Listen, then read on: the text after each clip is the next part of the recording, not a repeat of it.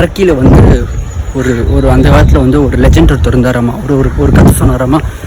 ஆக்ஸ்காட்டில் மாட்டு வண்டியில் வந்து ஒருத்தர் வருவார், அவர் வந்தாருன்னா அவர் தான் யார் அப்படின்னா அந்த டர்க்கியோட ராஜா அப்படின்னு சொல்லி சொன்னாராமா. மக்கள்லாம் சரிங்க நீங்கள் சொன்னால் நாங்கள் ஏற்றுக்கிறோங்க அப்படிங்கிற மாதிரி இருந்தாங்களாமா.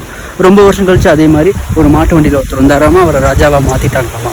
அவர் என்ன பண்ணாருன்னா அந்த மாட்டு வண்டியை வந்து கடவுளுக்கு வந்து நேர்ந்துட்டு ஒரு பெரிய கயிறு எடுத்து அந்த மாட்டு வண்டிக்கும் அந்த கோவிலுக்கும் ஒட்டின மாதிரி ரொம்ப ஸ்ட்ராங்காக கட்டிட்டு அவர் என்ன சொன்னார்னா, யார் இந்த கயிறை அவுக்குறாங்களோ பிரிக்கிறாங்களோ அவங்க வந்து ரொம்ப பெரிய அரசராகுவாங்க, ஏஷியாக்கே ரொம்ப பெரிய அரசராகுவாங்க அப்படிங்கிற மாதிரி ரொம்ப பெருசாக சொன்னாராமா. அதுக்கப்புறம் ஒரு 23 வருஷம் எத்தனையோ நாட்டோட அரசர்கள் வந்து முயற்சி செஞ்சாங்களாமா. ஆனால் யாருனாலும் என்ன பண்ண முடியலையாமா, அதை வந்து பிரிக்க முடியலையாமா. அதுக்கப்புறம் ஒரு 22 வயசில் போஷியாலிருந்து ஒரு சின்ன ஒரு படக்குழு வருதாமா, வந்து பார்க்குறாங்களாமா. பார்த்துட்டு ஒருத்தர் என்ன பண்ணாராமா, டக்குன்னு ஒரு அருவாள் எடுத்து ஒரே வெட்டிட்டாராமா இந்த நாட்டை. இந்த கிரிகோரியன் நாட்னு சொல்லுவாங்க.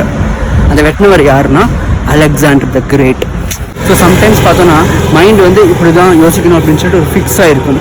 அதை விட்டுட்டு யார் வெளியே வந்து யோசிக்கிறாங்களோ அவங்களால தான் ரொம்ப என்ன ஆக முடியும்னா கிரேட் ஆக முடியும்.